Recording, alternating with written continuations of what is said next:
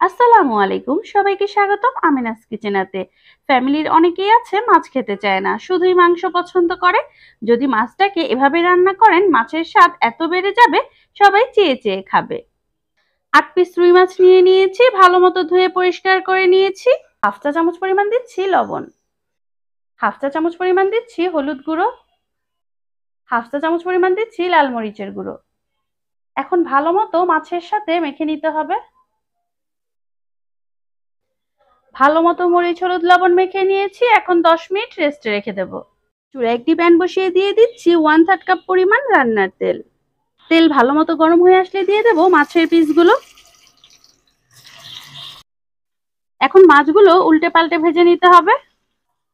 মাছগুলো গোল্ডেন করে ভেজে নিয়েছি, এখন তুলে নেব। সেই একই তেলে দিয়ে দিচ্ছি একটি তেজপাতা, 1 কাপ পরিমাণ দিচ্ছি পেঁয়াজ কুচি। এখন পেঁয়াজ ভেজে কিছুটা হালকা লাল করে নেব। পেঁয়াজ ভেজে কিছুটা নরম করে নিয়েছি, এখন দিয়ে দেবো 1 টেবিল চামচ পরিমাণ আদা রসুন বাটা। এখন তেলের সাথে আদা রসুন কিছুটা ভেজে নেব, এতে আদা রসুনের কাঁচা গন্ধটা দূর হয়ে যাবে। এখন অ্যাড করব গুঁড়ো মশলা, তাই অ্যাড করছি কিছুটা পানি, এতে মশলাটা পুড়ে যাবে না। হাফ টেবিল চামচ পরিমাণ দিয়ে দিচ্ছি লাল মরিচের গুঁড়ো, 1 চা চামচ পরিমাণ দিচ্ছি হলুদ গুঁড়ো, 1 চা চামচ জিরার গুঁড়ো, 1 চা চামচ ধনিয়ার গুঁড়ো, স্বাদ মতো কিছুটা লবণ। এখন সবকিছু ভালো মতো মিক্স করে নেব। এখন চুলার আঁচ মিডিয়ামে রেখে 10 থেকে 12 মিনিট ভালো মতো মশলাটা কষিয়ে নেব।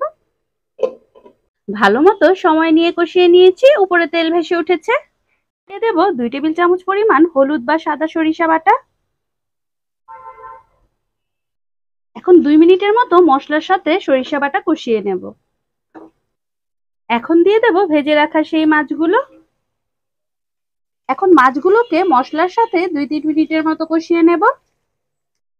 এখন মাছগুলো সেদ্ধ হতে দিয়ে দেব 1 কাপ পরিমাণ পানি। 5-6টি দিয়ে দিচ্ছি আস্ত কাঁচামরিচ, শুধুমাত্র ফ্লেভারের জন্য। এখন ঢেকে রান্না করব 7 থেকে 8 মিনিট। রান্নাটি শেষ, দেখেই বুঝতে পারছেন কতটা চমৎকার এসেছে কালারটি। এখন আমি পরিবেশন করে নেব। দেখেই বুঝতে পারছেন কতটা লোভনীয় হয়েছে।